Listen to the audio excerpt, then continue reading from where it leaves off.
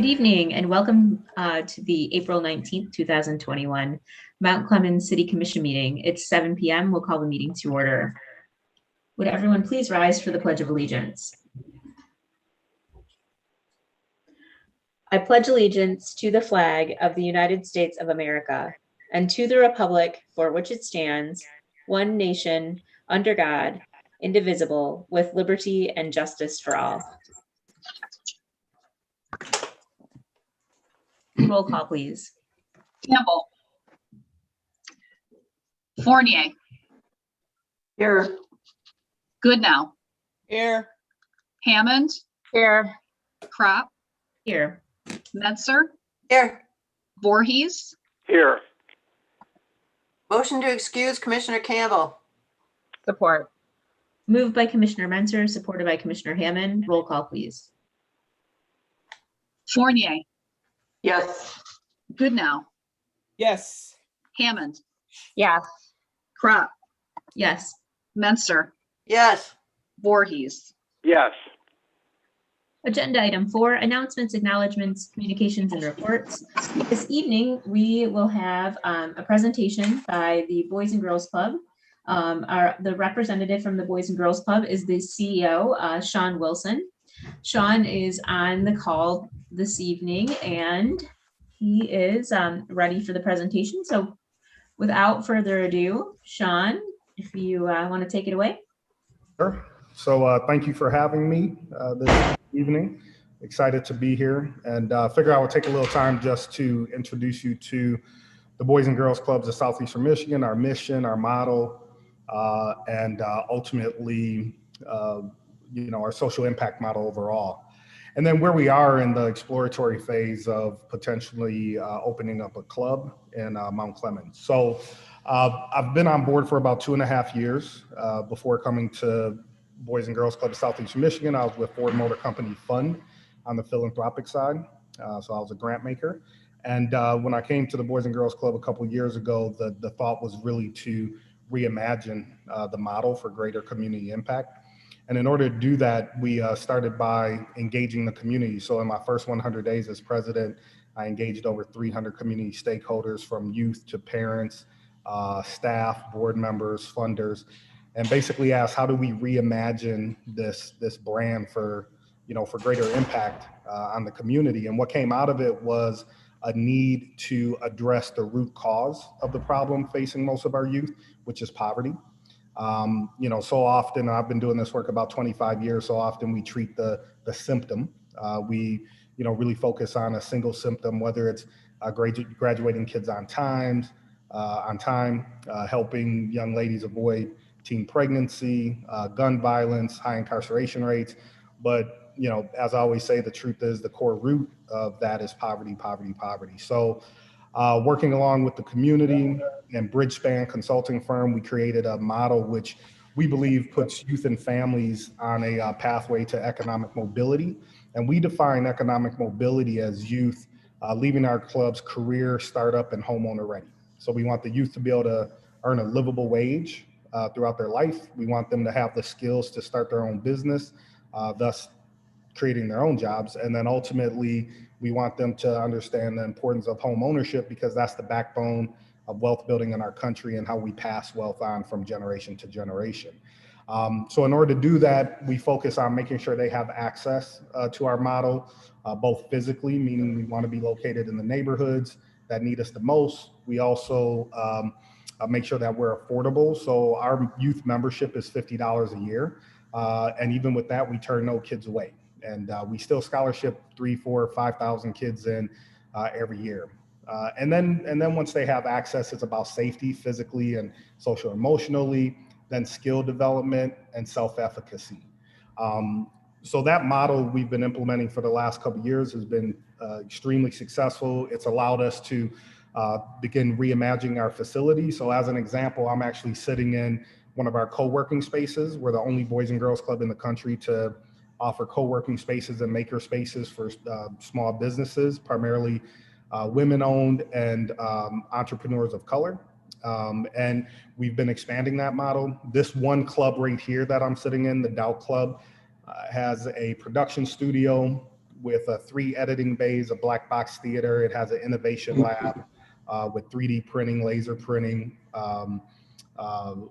coding stations. It has a cafe. So we've really been able to, because of our new model, really turn the Boys and Girls Club from a brand where it's about a safe place and gym swim really into a place where you go to drive economic mobility for your family and for your community.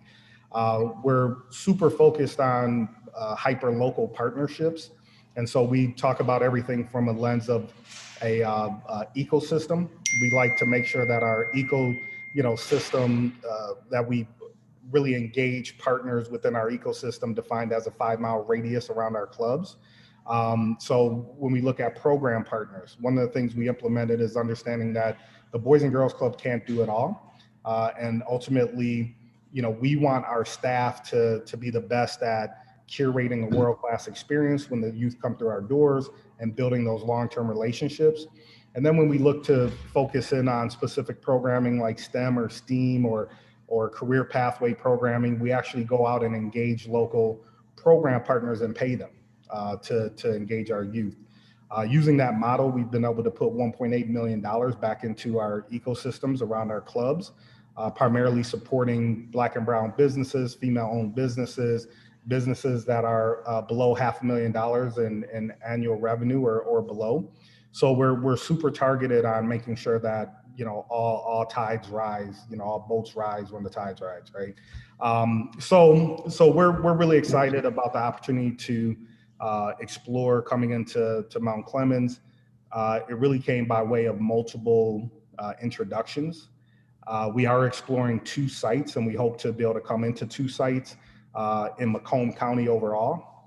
But we're really excited about the Mount Clemens opportunity.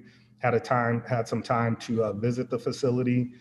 Last week, we did a couple of visioning sessions with the community and also presented at the church, the local church there. And all of the feedback has been super positive. Hopefully what you're garnering from this, and I want to thank the commissioners who were able to attend to kind of see firsthand how we engage the community. But we believe in partnerships. We believe in being invited into the community. And we believe that the community can invest on a local level what they need. And of course, the Boys and Girls Club has a specific model, but then we work with the community to bring those components that are most relevant to that community and also add unique components into that model as well. So with that, I guess I'll turn it over to, I'll open it up for any questions. I have a question. Yep, go ahead. Okay. Sean, I have to say that I was part of one of your virtual workshops last week, and it really went well. It was a lot of fun. You've got a great connection with the community, and I can see where you guys can be very successful, and I'm happy to write a letter if that's what you need. But I did want to ask, just so that we're all very clear about this, how the financial end of this works. So I believe the thought was that we would lease the Carnes Center to Boys and Girls Club. How do you do this financially? What's the city's obligation? What's on your back? How do you do this? Yeah, so each community is unique. Every opportunity is unique. I can kind of tell you how we've done it in other models, which is we would traditionally lease the facility for $1 a year, right? And then in exchange, we would be responsible. You lost me, didn't you? Did you hear me? Oh, did I break up? You were okay, Sean. Laura, did you lose us? Commissioner Fournier, are you there? I am back now. It just, my internet connection is unstable. We're gonna have to get a wow out there for you. I'm gonna have to, I'm gonna call them right now. It's already gone out twice. So I apologize. I hope you got the gist of the question. Yeah, he did. And he started off with, we would lease Carnes typically for $1. So go ahead and take it away, Sean. Correct. So, traditionally we would lease the facility for $1 a year. And then we would ultimately be responsible for maintaining that facility. We'd be responsible for fully operating that facility. whether it's the staffing, the the programmatic expenses. We would negotiate where if there is any significant, so for instance, if the roof needed to be replaced, well, we would ask the city to cover that expense if the boiler went out. So we would specify which components of maintenance would be in there as part of the partnership. But ultimately, other than a few big ticket items, we would ultimately be responsible for fully, managing the space, keeping up basic maintenance. If we're talking about, basic construction or painting or flooring or, those kind of things, that would all be on the Boys and Girls Clubs. If we raise dollars to do any improvements, we would traditionally negotiate that we would have to get permission from the city to be able to do that. So it's usually if you're knocking down walls or putting up walls, those are the kind of items that we would seek permission from the city to do if we're doing major renovations on the fields, the sports fields, things of that nature, just because we would ultimately want the city to sign off on that, because it could change the functionality of the space, right? But we would be looking for a long-term lease for the space, 10, 15 years, something of that nature. Happy to negotiate, 5 years at a time, renewable, automatic renewing, if you will. But at the end of the day, for Boys and Girls Club, we're a 95-year-old brand. And so when we go into a community, we give it a lot of thought, and we make sure that we have the ability to stay into that community long-term. So we don't like to look at short-term lease options. We'd much rather prefer to look at long-term lease options so that it demonstrates our commitment to the community and our goal of being in that community long-term. And I agree with that. I think the commitment is very, very important, and that makes total sense. I don't even think you need to pay $1, but when it comes to the program content and what's offered at the center, then you would be in charge of all that, correct? Correct. So and you may look. What's Go that? ahead. Go ahead. No, I was going to say absolutely, but once again, our model is very community centered, and so we constantly elevate community voice to find out what they want, what type of programs they want. Now, once again, we have our standard programs that we run, leadership programs, things of that nature, but we like to really stay flexible, because if the community says, hey, we want this, then they're going to use it, right? And that's the ultimate goal, is we want the highest possible use in that facility as possible. Thank you. I have a couple questions. Oh, go ahead. Sean, unfortunately, fortunately, whatever, I was on vacation when you had your presentation, so I'm sorry I missed them. But when you say maintaining the facility, do you mean that the Boys and Girls Club will be responsible for heating, cooling, electric, the lawn maintenance? Correct. So we would pay utilities. We would be responsible for the grounds, maintaining the lawn, snow removal, things of that nature. But for instance, if there was a need to rewire the electrical for some reason, we would look at the city for that. If we had to replace the roof, we would look for the city for that, or the HVAC or boiler, Sure. those kind of things. But everything else, day-to-day operations is how we look at it. We would fully maintain that at no cost to the city. Okay. All right. That answers my question. Thank you. Sean, you in your previous presentation mentioned using local assets or local programming as something that the Boys and Girls Club does in other ecospheres. Is that what we call them? Ecosystems. Yep. Ecosystems. So, for example, we have a great art center in Mount Clemens. We have a really strong library. Those types of things. Are those partners that you would be looking for? Absolutely. So if the community identifies specific programs, and then there are specific program partners in Mount Clemens, we always want to lean to them first. Even when we do things like catering and all those things, we always want to go hyper local. We really track how often we're recirculating our dollars back into that local community, because what we realize is, there may be a Mount Clemens caterer who we engage, well, most likely that's a mom or a dad of one of our club members, right? And so absolutely we want to uplift the whole family. And if there's someone who has a fantastic leadership development program, absolutely we want to engage them because ultimately, if they're from the community, they're going to have deep relationships in the community.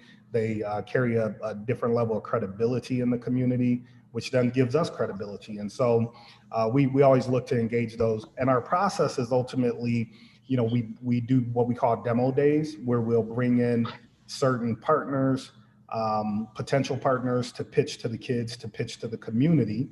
And then the community votes on which partners are able to come in, should come in. And then the community helps to assess them as well, along with the Boys and Girls Clubs. And so that way, it really helps the community feel like their voice is heard where we're spending our dollars as well. One of the concerns at the North Broadway Church, our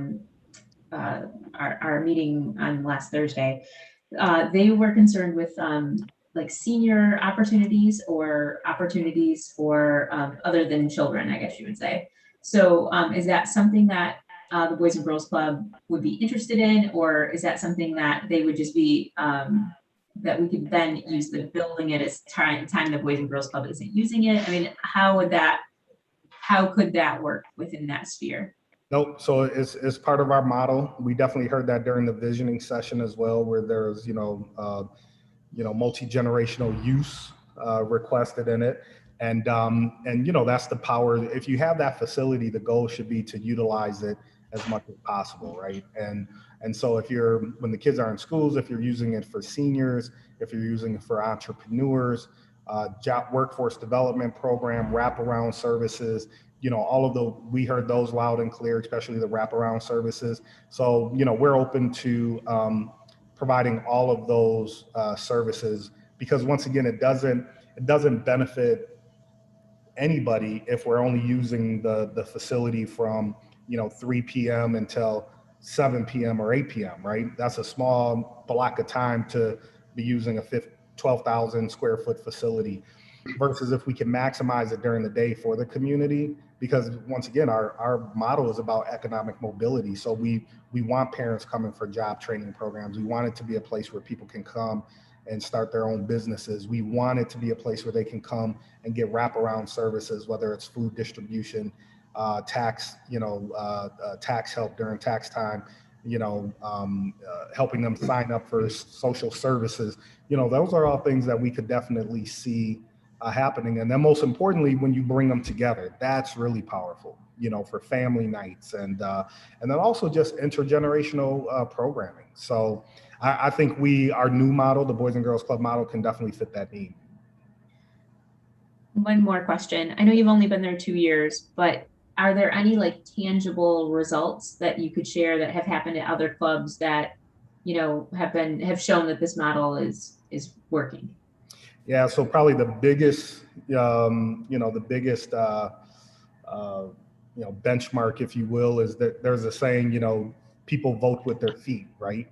And so when you look at in 2 years, we went from serving less than 12,000 youth in 21,000 youth and families. So we've almost doubled the number of people that we serve on an annual basis in 2 years.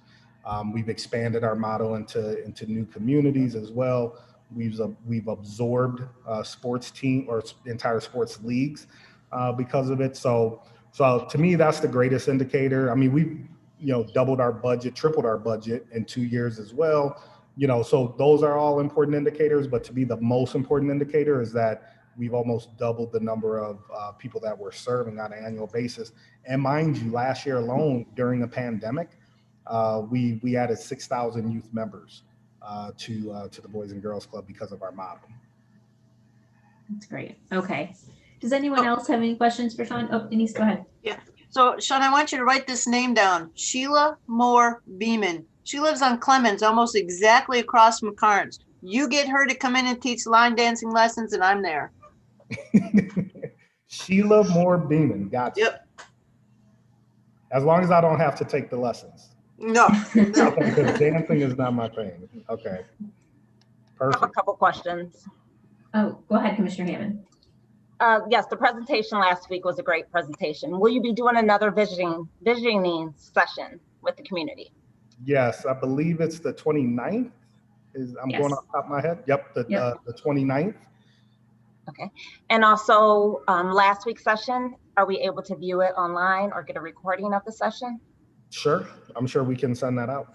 Okay. And then so- also we have students from UD Mercy that's compiling all of the feedback from the different groups, and so we'll send that out as well. So you can either sit through the 2-hour recording or get the cliff notes from the UD Mercy students. Okay. And speaking of community involvement, so is the Boys and Girls Club, do they have a board of directors where they bring in community?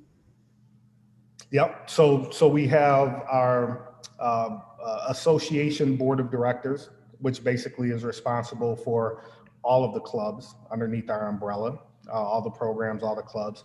And then each one of our clubs specifically has a hyper local board. And so we do that because we want to make sure that, we have a consistent voice from that community. And then we usually have one person from that board who sits on the association board, so that they have representation.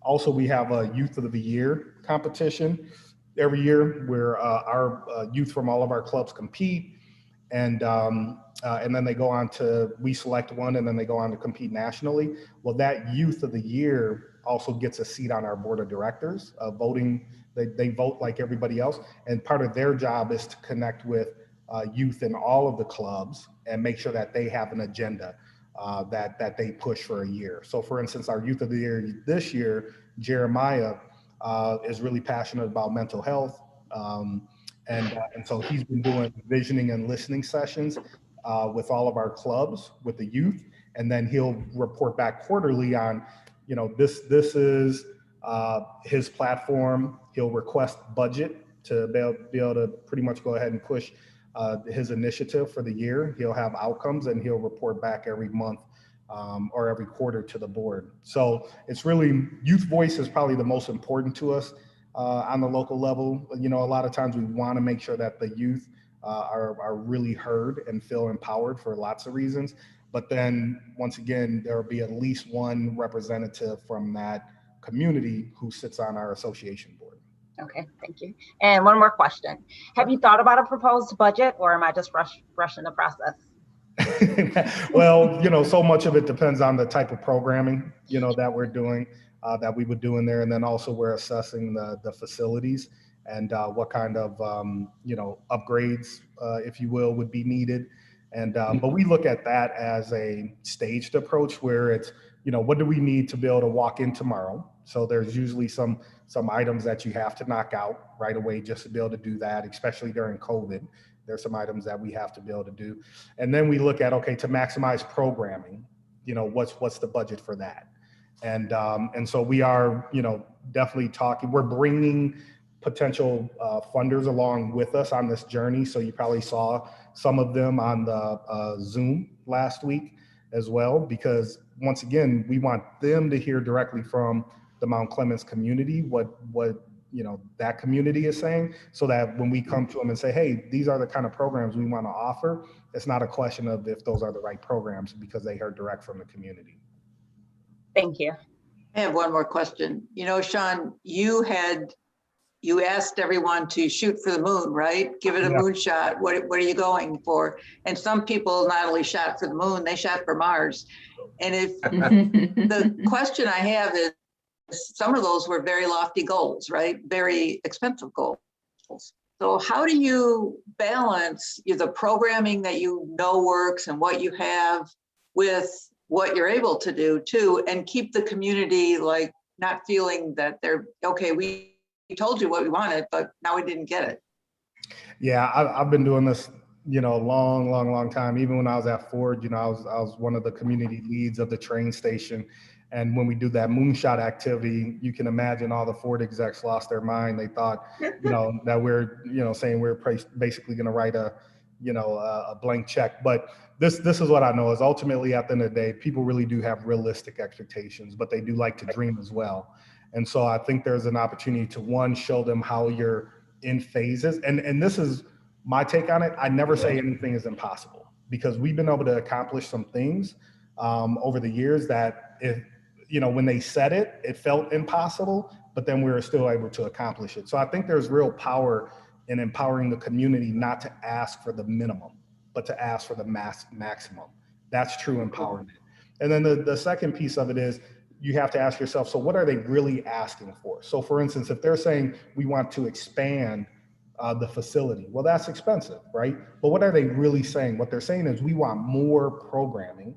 We want more spaces for this kind of programming. So that may not necessarily mean you expand that facility. It may mean maybe we open up school-based sites or open up another site, right? And so as long as the community understands that you understand kind of the core of what they're asking for, and you're delivering on that, I've never had an issue, because they understand that authentically you're trying to meet their needs. And if it looks a little bit different, they're usually fine with that, as long as you're truly authentically trying to meet their needs. So I didn't hear anything, to be honest, that I thought was crazy. I mean, they were asking for splash pads, they're asking for, maybe a pool, things like that. None of that is really crazy, right? At the end of the day, what they're saying is they want quality programming, right, in the community. They want world-class programming. They don't want hand-me-down programming, right? They want the best-in-class programming. And I think as long as we're able to do that, I think we're fine. That's great. Very cool. Well, Sean, thank you for coming in out of the cold. Sure, you don't need anything else? Yeah, right. No. Thank you very much for taking Not a the problem. time. We really do appreciate it. And we'll see you, it sounds like, on the 29th. I think that'll be our next, right? So, Absolutely. all right. Going once, go ahead, Sean. No, I was just going to say, we'll get you the written feedback from the UD Mercy team, and then I'm assuming you'll distribute it to the rest of the commissioners. Absolutely. And if anyone has any questions, feel free to reach out. Excellent. And Thank you. And also, I guess the one ask that we did have at the meeting, and we can ask again, is if you feel confident that you support the idea of continuing this process. Sean and the Boys and Girls Club is asking for letters of support, and so we can get you the details on who to write the letter to. But if each of the commissioners, that would be wonderful, would write a letter of support on behalf of the Boys and Girls Club. That would be really helpful, because they try to collect 25 from the community. That's right. That's right. All right. Well, thank you so much. Great. Thank you all. Have a good night. All right. Take care. Take care. So we'll continue to move on to our department reports. All of them are listed. Does anyone have any questions about the current reports that were given? I have one. I noticed that, hopefully my internet stays up here. I noticed that the number of permits was up for the quarter, which I think is great. Means homeowners are busy. But I also noticed that the rental inspections and the enforcement, code enforcement numbers were down. Can you give me was there any specific reason for that? What are we making up rental inspections next quarter? What's going on with that? Mr. Tingley, are you on the call? Yeah, I'm here. Okay. The number of inspections for rental and code enforcement really can fluctuate, month to month. Oftentimes, we are having some challenges with rental inspections because of COVID, being able to get inside people's dwellings, tenants having COVID themselves. And a high number of inspections doesn't necessarily mean, that things are bad. A low number of inspections can mean things are going well, and that we don't have to continually go out and re-inspect properties. So there are a lot of different factors that come in play in terms of, inspections for code enforcement and rental. Are we current on all of our rental inspections? How do you mean current?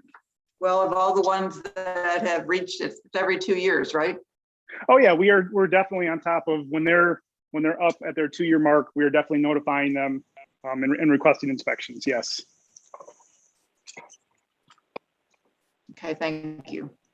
Commissioner Hammond, I thought I saw that you had a question. Yes. Regarding the goal and objectives, number 6, I don't know if you moved that far down with the reports. Or are we Yep, going? that's fine. Okay. Nope, go ahead. Yep. I don't know if this is something that you want me to send to you, but I would like to add to the making Mount Clemens more inclusive, since we don't have anything for the goals and objectives. For the objectives. Mhm. And one of them will be to engage the community in a welcoming and safe environment for everyone, regardless of race, gender, religion, sex, age, sexual orientation, gender identity, and disability. And I was thinking this can just be a statement on the city's website, or even if we have signs in City Hall. It's just one idea. Good. And the other one is acknowledging all cultural celebration or holidays. And that could be just a simple, On social media or something. exactly, post on social media. Will you forward those to the city manager for us? Will do. Thank you. That is a good point, though. Are we going to have another workshop where we address some of these objectives or kind of do a review? I think our first real look at them will be at the evaluation of the city manager. And then, yes, the goal is to have a yearly meeting like we had at the last one. Not necessarily, it doesn't necessarily have to be with a person who we hire to do the moderator kind of thing, but yes, to do a yearly workshop to then look at these again. So we can adjust. So. It wouldn't be a bad idea to do just a review session separate from that. Mhm. I did, in fact, I spent a good bit of today doing a write-up on it for the budget letter, because the budget does address several of the goals that we haven't been able to address yet. But I did kind of go through all of them as to where things stand. Okay, I have a couple questions. Okay, Commissioner Mentor. And looking at the financial document that you sent us, I'm looking at dial-a-ride, and we're at 218% used on our health insurance. The budget was 10,500, and we're at 22,936. Is there a reason for that? I'll have to look into that one. I don't know offhand. Okay, and I'm looking at under expenditures for the bond for the ice arena. You have total revenues and total expenditures. You have there's no revenue from the ice arena listed here. You're looking at the bond fund or the ice arena fund? Well, it says bond, ice arena, total revenues, total expenditures. No, there wouldn't be any revenue from the ice arena in the bond fund. Okay, where would the revenue for the ice arena be? It'd be in the ice arena fund. Okay. Is the ice arena current? I'm sorry? Is the ice arena current in terms of reporting, inclusion in the? Yeah.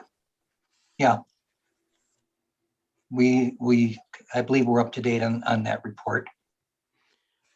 Well, here it says under ice arena for debt retirement, principal, interest, fiscal agent fees, those are all zeros. Ice Yeah, 'cause arena, nothing's total been revenues, paid towards total that. expenditures. It's still activities for the month. Revenues 114,000. Does that sound right? It sounds reasonable. The reason you wouldn't see any debt retirement yet is because nothing's due yet. Bond payments are due twice a year. They're not like a consumer loan that are typically paid monthly. And your normal bond payments, one payment is interest only and the other one is principal and interest. Okay. Okay, I have a bunch of other little questions, but I'm going to go ahead and send them to you in an email. It's really hard to look at these financial reports and ask a bunch of, questions on multiple line items, and hold everybody hostage for those. I also want to point out that the fire department has had a huge increase in rescue calls. Last month it was 179. This month it's for March it was 253. So that's a huge increase in utilization of our staff. So I just wanted to point those couple things out, and I will send you an email with all of the rest of my questions. Okay, thank you. Yes, it's Sure. ready to go, but I can't, they don't hear me. Dolores, I can hear you. One. You're trying There to she call me goes. now. Okay. Okay, so does anyone else have any further questions on any of the department reports? Okay, hearing none, we'll move on to adoption of the agenda. I'll entertain a motion. Mayor Kropp, I move that we adopt the agenda as presented. Moved by Commissioner Voorhees, Support. supported by Commissioner Campbell. Welcome to the meeting, Mr. Campbell. I had a small technical difficulty, but I was able to fix it. Good. We're glad to have you back. Okay, so we have moved by Commissioner Voorhees, seconded by Commissioner Campbell. Is there any questions or comments on the agenda? Hearing none, roll call, please. Campbell, Yes. Fournier, Yes. Goodnow, Yes. Hammond, Yes. Crop, Yes. Menser, Yes. Voorhees. Yes. Thank you. This is the portion of the meeting where we allow the public to participate. All that we ask is that you give us your full name. You abide by our 3-minute rule. And at this time, we're going to put everyone in a line. So if you could give us your first name, and then I will call on each individual to speak. Okay, I see your hand up, Patrick. Is there anyone else who would, you can either say your first name or raise your hand.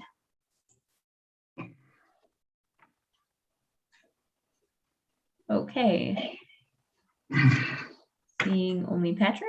we And will go ahead. Dolores. And Dolores. Oh, and Dolores. Okay, sorry. And Dolores. Excellent. All right, we'll go ahead and get started with Patrick. Give us your full name, your address, and then we will start the timer. 138 northbound Gratiot. I'm pretty much speaking on agenda item 10A. I sent my response or my objections to the amendment that was presented at the last meeting. So I was hoping to hear the response back from the city before you guys vote on the second calling or second reading of this amendment.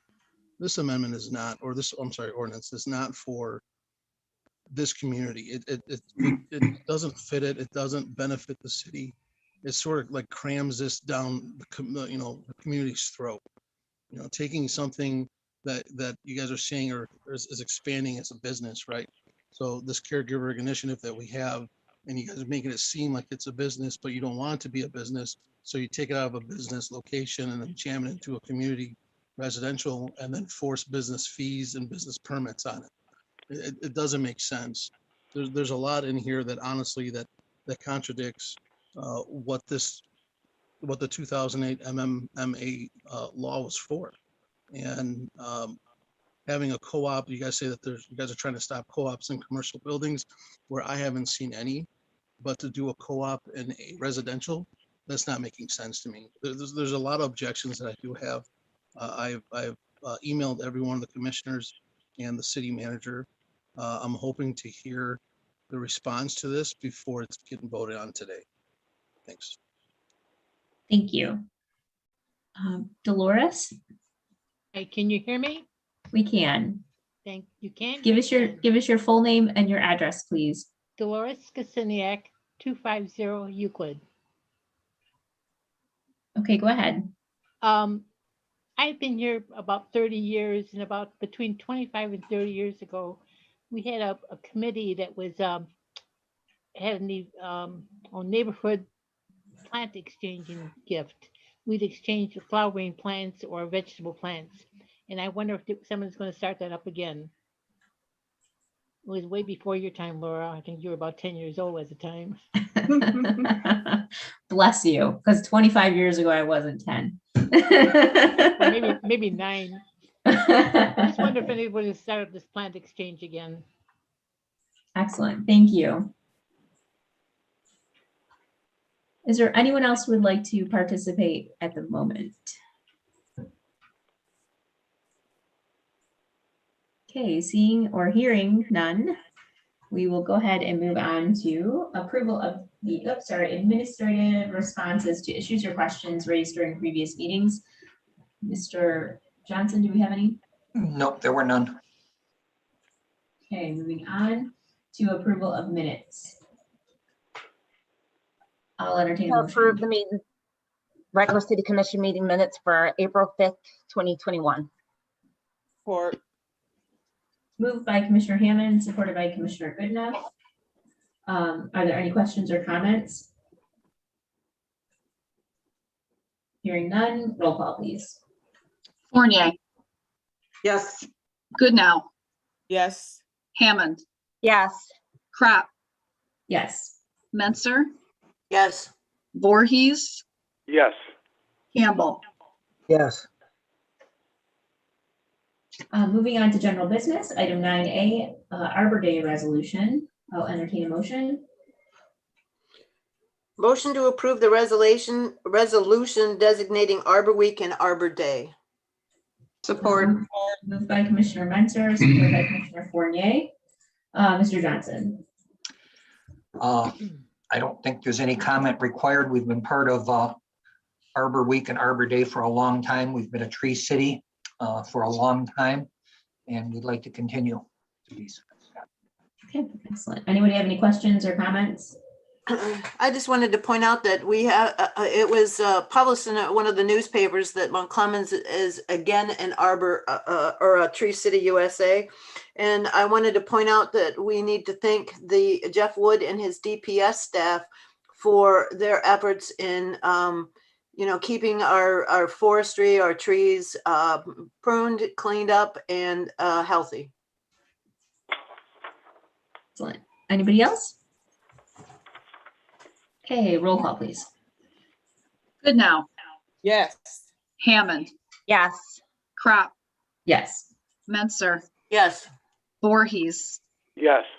Campbell, Yes. Fournier. Yes. Okay, moving on to agenda item 9B, approval of purchases and payments of invoices. I'll entertain a motion. Move to approve purchases and payment of invoices as presented. Moved by Commissioner Campbell, Support. supported by Commissioner Fournier. Does anybody have any questions? Yeah, I just wanted to thank Teresa Lucci for the bids for the dumpster service. I actually had a question about that one as well. That is only for the wastewater and water departments, correct? Or is this for all of our dumpster services? And this is not for residential pickup, correct?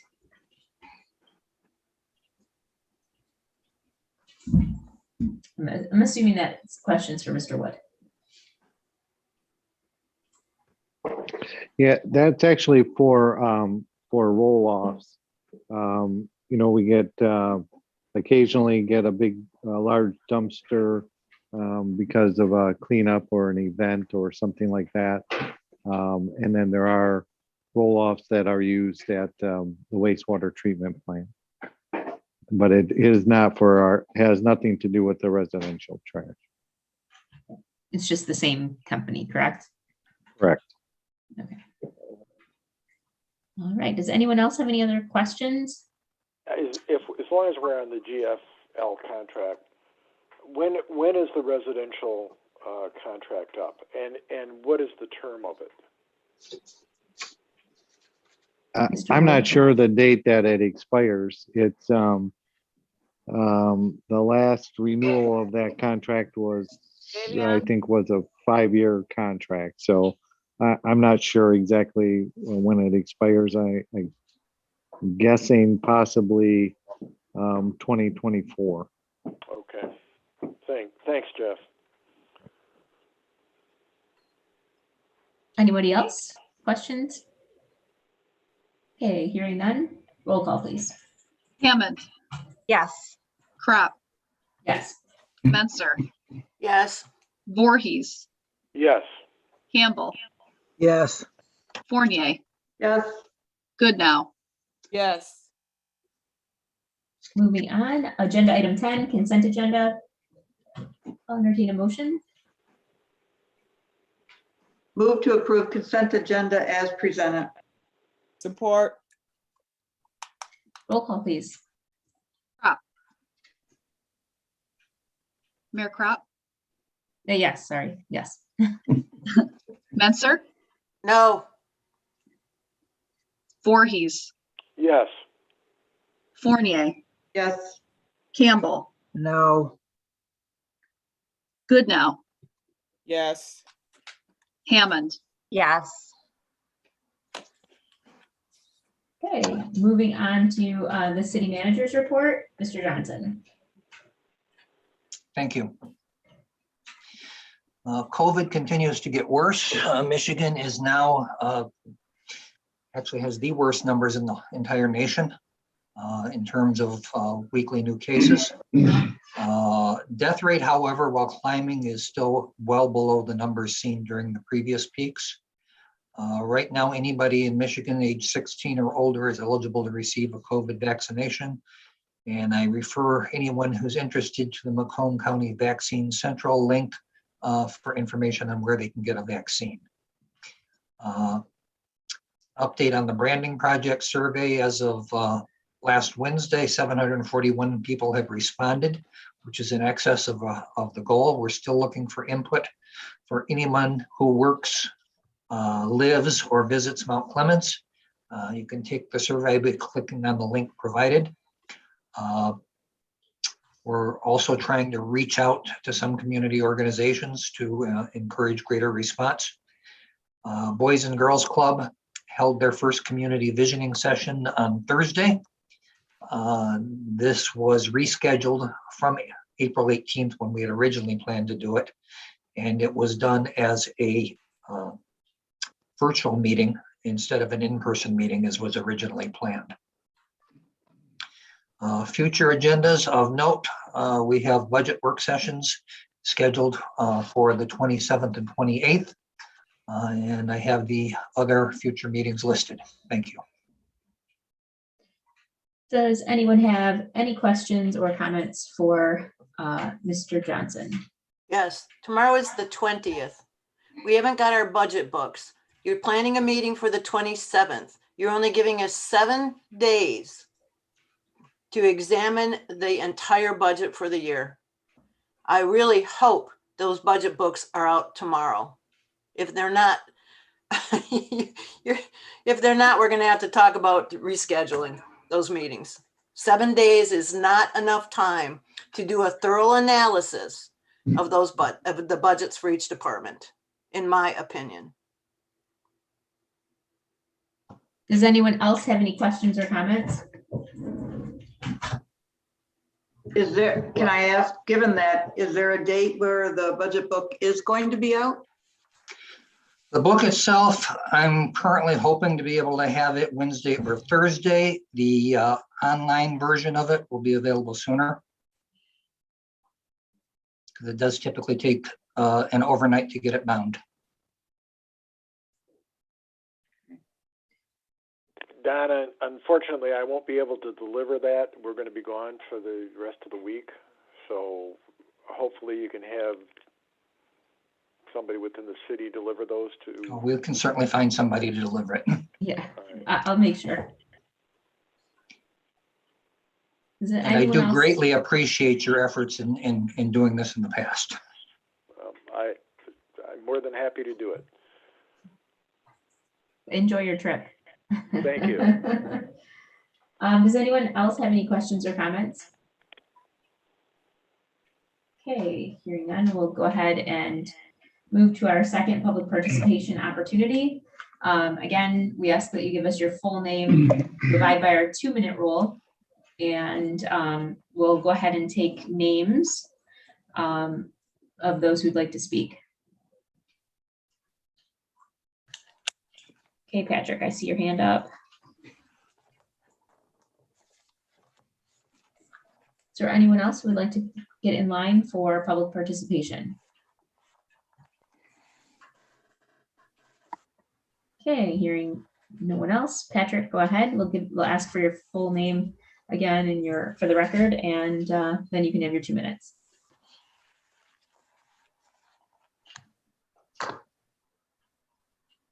I'm sorry, is it my turn? Yep, go ahead. Patrick Abajuda, 138 Northbound Gratiot. I asked questions last week. I sent emails addressing certain issues. This is probably the 3rd or 4th meeting that I actually spoke at, regardless of what the subject matter is concerned. And I've asked questions at that, but I'm not getting a response from the city. Is there a certain reason why the city refuses to respond or acknowledge my questions or emails or whatever it is? I've been in the city for what, almost 11, 13 years.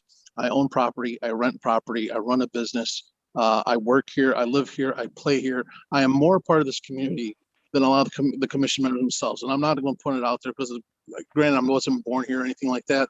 But I feel that this commission or the city staff ignores the people that are a part of this community. Questions have been asked, no answers have been answered. So unless the city just continues to ignore its community, I just don't understand it. So I'm just putting my 2 cents in. I wish you guys the best with this ordinance. I hope it passes through. I hope the city doesn't get sued, but you'll see it if no one ever complains about it, whatever. Have a good day. Is there anyone else who would like to participate in this portion of the meeting? Mr. Johnson, I will ask that we respond to Patrick's questions. He has asked at the last 2 meetings and there wasn't a response in the last from our city manager's response. So hopefully we can get that to him. We'll go ahead and move on. Mayor. Yep, Mr. Murray. I would just point out that the email he refers to, which was on Friday afternoon, really does not contain any questions. It's his objections to the caregiver ordinance. And if you review it, you'll see it doesn't ask any questions. It has a number of conclusions of his relative to the ordinance, but I don't think that that is something that should be responded to by the manager. I mean, I can understand specific, not responding to specifics, but it seems like we would at least acknowledge that, you know, we received his communication. I don't know. Well, that's fine. That's fine. Something. But there is litigation, and there's oftentimes litigation, particularly revolving anything to do with marijuana. And I would hate to see a manager's response to something be utilized in litigation down the road. So that's why I raised the point. Okay, excellent. Thank you. Okay, we'll move up to agenda item 13, commissioners' comments. And we have Commissioner Voorhees. Mayor Kropp, just one comment. I'm very, very impressed with the Boys and Girls Club presentation by Mr. Wilson. I was able to call in on when they did the presentation at North Broadway Church of Christ. However, I had to leave the meeting when the youth was making his presentation. But I'm very, very impressed with what they have to offer, and I think they have a good track record for a number of years. And I'm glad that they will make a proposal to lease the building. And with that, once a Clemite, always a Clemite. Thank you. Moving on to Commissioner Goodenough. Yes, I'd like to concur with Commissioner Voorhees. I was very impressed with the meeting with the Boys and Girls Club as well. And I also look forward to working with them in the near future. I also wanted to say that the National Council of Negro Women have had events this last month via Zoom, of course. This Wednesday, there will be a free class for Zumba. You can go to my page, National Council of Negro Women Macomb chapter, if anyone would like to have some exercise for that day. And I just wanted to say thank you to the commission. I am so grateful to be working with you guys. Be blessed and be safe and have a good night. Thank you. Thank you. Commissioner Menzer. I just wanted to let Ms. Gosiniak know that the MSUE extension at the Verkulen building usually does a plant exchange right there at the Verkulen building in the spring, sometime in May. So you might want to check with them. And in addition, Seminole Hills is planning at the Pocket Park at Esplanade and Balmoral a plant exchange on May 22nd. It looks like that's the preferred date. Other than that, happy spring, everybody. Regardless of the snowfall tonight and tomorrow or Wednesday, happy spring. Thank you. Okay, Commissioner Campbell. I have two comments. I was on a walk in Precinct 3, and several of the residents were very happy to see the street sweepers going through. So thank you to Mr. Wood and the street department for that. Also, regarding the federal savings and loan building, I want to know if the owner of that building has been contacted to repair the broken windows that are still laying there that were there 2 weeks ago. That's it. Thank you. Thank you. Commissioner Hammond. Thank you. The Mount Clemens Community Coalition for Youth and Families will be having a drug take-back day this Saturday, April 24th from 10 to 2 at Wilson's Gym. Also, there's 2 COVID walk-in vaccination clinics for the next 4 Saturdays. One is at Greater Morning Star Missionary Baptist Church on Robertson, and the other one is at North Broadway Church of Christ, and the times are 10 a.m. to 3 p.m. That's all I have for this evening. Thank you. Commissioner Fournier. Thank you. I want to say happy spring too. And you know, it wouldn't be spring in Michigan without a snowfall. So we just got to get it over with. But I have to say again, I've already mentioned it and everyone I think has, I think that the Boys and Girls Club have presented us with an incredible opportunity to utilize the Carnes building and give a quality program to the children in Mount Clemens. Actually families in Mount Clemens. So I really applaud what they've done and appreciate all the work they're doing in the community to get feedback. Thank you. Thank you. I think pretty much I had the drug take back, so somebody covered that. The Boys and the Seminole Hills plant exchange, that was covered. The only thing I had to add was that the street sweeper, once again, we're in street sweeper season and we haven't done anything about notifying people for when the street sweeper will be in their area. And so once again, I've offered up a solution for that many times, that we could institute a do not park on your street during your garbage pickup day. That would also help with our garbage issues. And during certain hours of the day. They do it in many other cities successfully. So anyway, once again, I'm going to throw that out there because we're back in that season. So I'd like to see us discuss that as an option.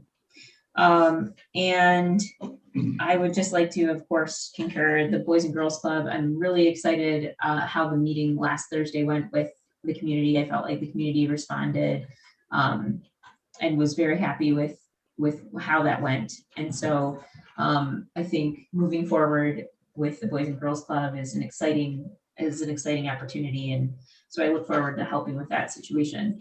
And I think that is all I have today. Get out there and do your spring cleanup. We are all, a part of this community, and it takes everyone to keep our community looking beautiful, and it doesn't cost anything to go out and pull your weeds. So get out there and clean up, just like all of us have. I found a dead bunny in my backyard, and there's been a coyote spotted on the river, and we did see remnants of that. So everyone, be careful out there. And with that, I will entertain a motion to adjourn. Mayor Crop, I move that we adjourn. Support. Or Moved by Commissioner Voorhees, supported by Commissioner Campbell. Roll call, please. Menzer, Absolutely. Voorhees, Yes. Campbell, Yes. Fournier, Yes. Goodnow, yes. Hammond, Yes. Crop. Yes.